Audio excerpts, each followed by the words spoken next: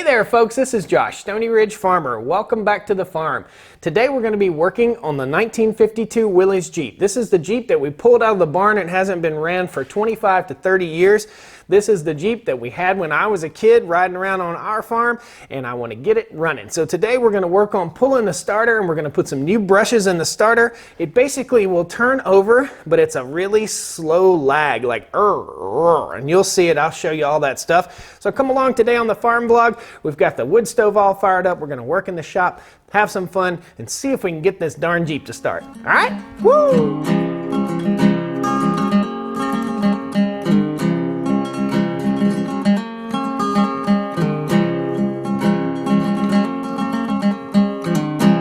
Before we get started wrenching on the starter, I want to take a little bit of WD-40 and I'm going to kind of soak where the spark plugs go into the head here, just to make sure they're not all hung up.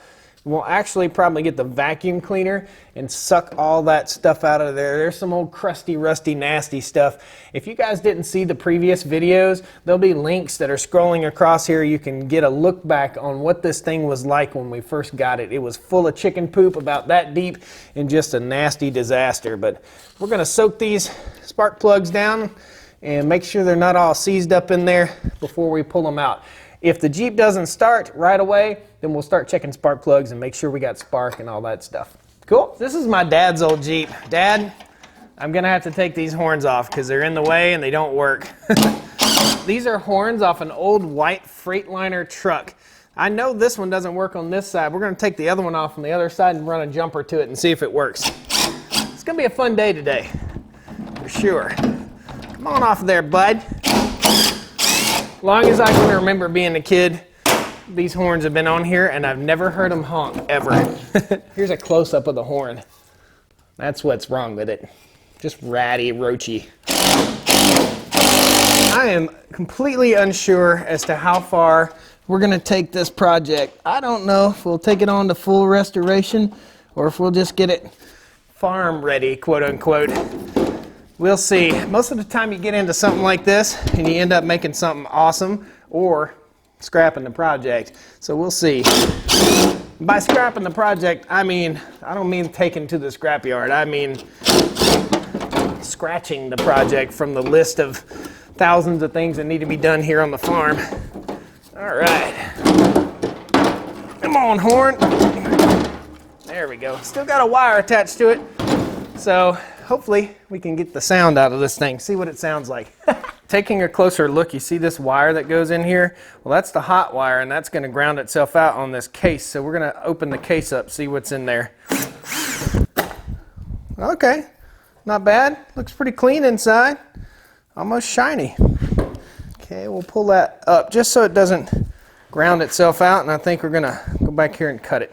Okay, after a quick rewire, we're going to test out this horn, see if it works. I may regret this, guys, just so you know. We're going to see. I may get the crap shocked out of me. All right. Woo! This is dumb and dangerous. Don't do this at home. All right, here goes. I think it's safe to say this thing is garbage. Give it a little whack. Yep. That's garbage. It was trying so hard, guys. There were sparks coming from this little transformer in here and the wire, so garbage.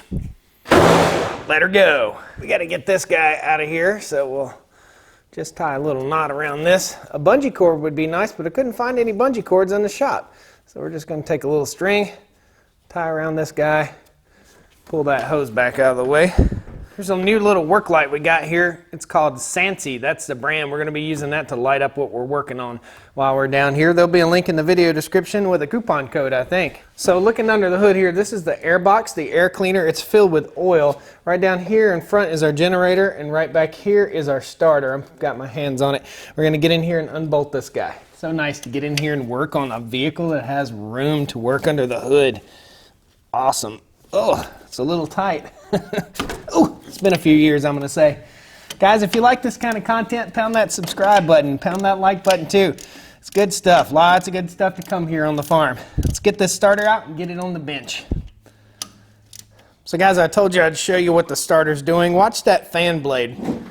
See how it just barely moved a little bit? We're just not getting good contact on the starter. Battery is fully charged. We're just not getting it. I had a viewer that was nice enough to send a used old starter. So we're gonna take a look at this one once we get it out. And if his starter is better, then we'll put it back on there. I kinda wanna bench test them. If I bench test them, I'd have to hook them to a battery or take them to the auto parts store. So this may involve a little bit of leg work.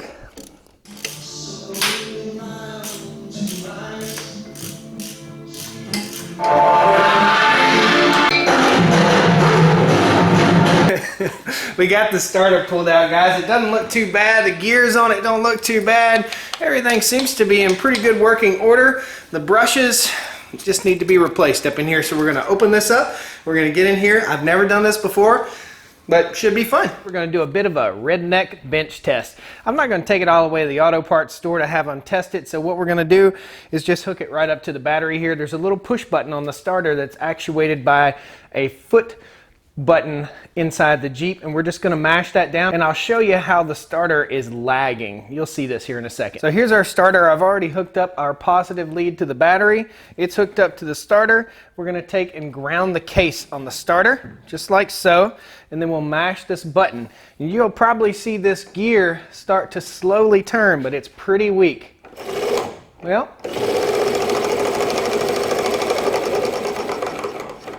there it is. It just kind of dies out. Now I don't know if that's the starter motor or if it's the brushes, but it turns just a little bit. And when I move it to a different position, sometimes it picks up a little better, but it's pretty much gutless. Now this is my first time working with a 6-volt system.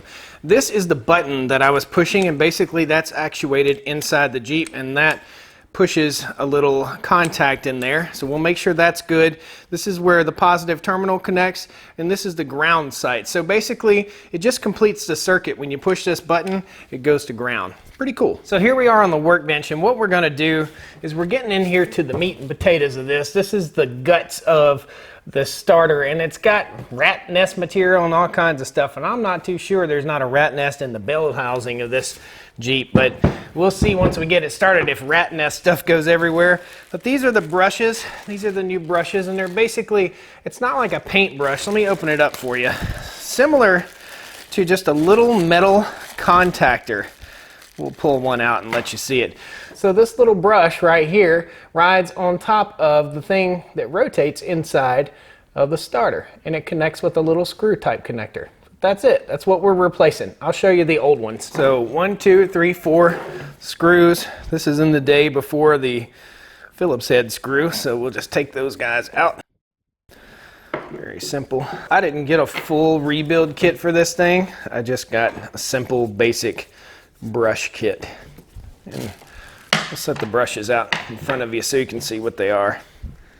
Okay, this cover should pop right off. Give it a little wacky whack. Whack here. There we go. Again, I haven't done this before, so I'm not too sure what all is going to come out here with this big party I'm getting ready to have. Hopefully, it's just the brushes.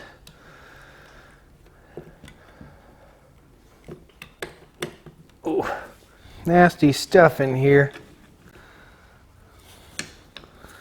I don't know if it's old wires or if it's just gross stuff we got in here. We're going to go ahead and come on the other side here, and we're going to take out these screws also. One of them you got to access through the bolt hole. Don't want to tear anything up. I know some of you guys that have probably done this before are going, oh no, don't do that. Well, if we screw it up, we'll just buy a new starter. Or send this off for a rebuild. Watched a couple YouTube videos before I did this, but most of the YouTube videos involve tractors. Not a lot of information out there on these old Willys Jeeps.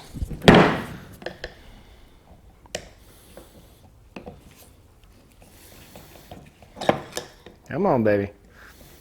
Somebody's been into this before, I can tell. Okay, yeah, it's going to separate nicely. So, there we go. Be real careful not lose any parts here. slide this thing apart. I'm told there's a key down in here that I need to look for. There's some nasty bugs and all kinds of stuff. This is what's inside of it. Slide her apart. Woo, there we go. That wasn't too bad. We know this works just fine. We're going to set that to the side, and we will see if this rotational portion should slide out some sort of way. I think I see what I need to do. So one of these brushes is hung up down in here, and we just need to get that dude out. It's right down in there. So before this piece will come separate from that, the brushes have to be basically removed or pulled up through right here, it looks like. And there's some nasty stuff going on in here. You guys are gonna like the grossness here in a second. Come on, baby. So there's a little spring-loaded mechanism right here, and what you have to do is get in with a pair of needle nose and pull that spring mechanism back. But I'm gonna pull that back just like that, and out comes the brush. Cool, that one worked great. Learning as we go. Let's rotate this guy over again. Okay, there's another brush right there. Just pull it all the way out. Perfect. Awesome. I have a little bit of experience rebuilding motors when I was in the military, but it's been 20 years. There we go. Cool, that's what that looks like. So the shaft goes right in there, and this needs to be cleaned up pretty good. And these are the brushes, looking pretty bad. Guys, tell me what you think. Is that a worn out brush? Looks pretty nasty to me. That's all the nasty that's come out of the starter so far. Let's get down here where we can see each other. All right, so I'm gonna pull the rotational gear out of here, and it looks pretty good. I don't see any signs of burn marks or anything like that. I can test this with an ohm meter, make sure it's good. This is where the brushes ride. Well, the brushes ride right across that. We'll take some sandpaper and clean that up really good so it gets good contact. Doesn't look too bad. Let's give you a better visual. Here is a brush, and it rides right against there. Pretty cool.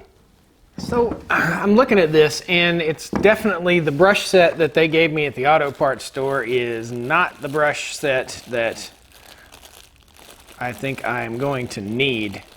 There are brushes in here, but I don't think it's the correct brush set. Also inside here, there are windings, and these windings are all roached out in here. You can see, like, right there, you can see some electrical tape. So somebody has tried to put this thing back together with electrical tape. I think the best thing to do is take this to a place that rebuilds starters and alternators. There's a local place here in town. I'm gonna put it back together. I'm gonna take it over there and pay the 40 or 60 bucks or whatever it costs to have it rebuilt properly so that I don't have to worry about these troubles anymore, so that I can just eliminate any of this from being a problem. And they'll take this and machine it down, mill it down properly. I won't be using sandpaper, and we'll get those contacts all nice and cleaned up. So I'll take all the parts that I have over here. I'm gonna go ahead and put it back together real quick, kind of back together, so that the folks at the rebuild shop can take this stuff and make it new again. I just don't think that the magnetic fields are going to be energizing properly in here. You can take those out with just a couple bolts right here. For the time being, I think we're going to go ahead and call it what it is, take it to a starter rebuild place or a alternator rebuild place and have them go through it and make sure it's right. We're going to walk around the Jeep before we go today, and the next video we have on this will be us trying to get this Jeep started. I put fuel in the fuel tank to see if it would hold, and it's holding fuel, which is super duper awesome. I'd like to get that engine turning over and see if I can engage that fuel pump and get it pumping fuel up. I don't really know if it's gonna pump fuel up or not.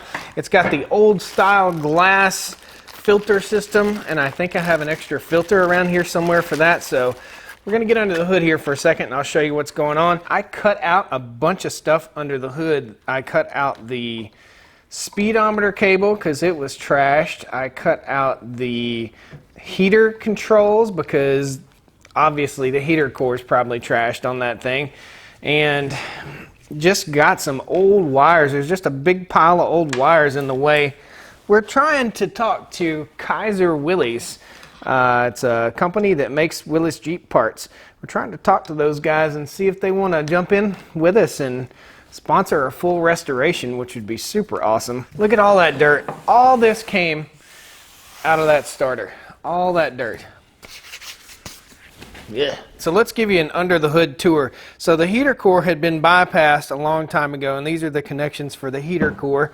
The coil looks like it's been replaced. This goes to the starter, and we're gonna fix that up before we put it all back together. I'm on the fence about pulling the generator off and taking it to have it rebuilt too. I guess this is the voltage regulator, and the air filter system is a little odd on this. So this connects to a big jug that sits right here, and it's full of oil that catches all the dust and stuff. And here is our carburetor. Under the radiator cap here, I don't think it's gonna hold antifreeze, but we shall see. It's holding fuel, which is super awesome. If I can get that back on, that'd be awesome too. Down here is our little glass bottle that holds our fuel filter. So we'll take that off and clean it up real good. And we've got a little bit of gas in the gas tank, but if you look here, El Rocho, dude. This thing's super duper roachy and nasty in that gas tank, so I would imagine even if fuel will travel through the fuel lines, it's gonna clog your filter up pretty quickly right there. So choke is stuck. We need to get a new choke line, and that goes in right here. That's no biggie. Right there's a speedometer, that's why I disconnected that. These are the lights, I do believe. So I guess the adventure of the Willys Jeep continues. To be continued, guys. We're gonna take the starter over, we're gonna have it rebuilt, and the next video on the Jeep, we're gonna be installing that starter, and we're gonna see if we can get some fuel and get this thing up and running. I'm gonna take a quick look at the brakes today too, and next time you see me, hopefully, we'll be slapping a starter in this thing and hitting the start button and watching it run. All right? Guys, thanks a lot for joining me here on the Willys Jeep Rescue. I appreciate you. Be sure you subscribe to the channel so you can see more videos about this. We're going to have some fun getting Dad's old Willys Jeep up and running.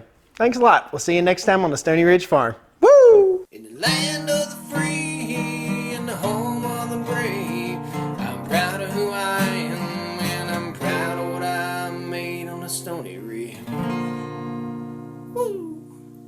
Get this spark plug out and show you. This is the #1 spark plug. So that's our #1 spark plug. It's not too bad. It's got a lot of WD-40 on it, I can tell you that.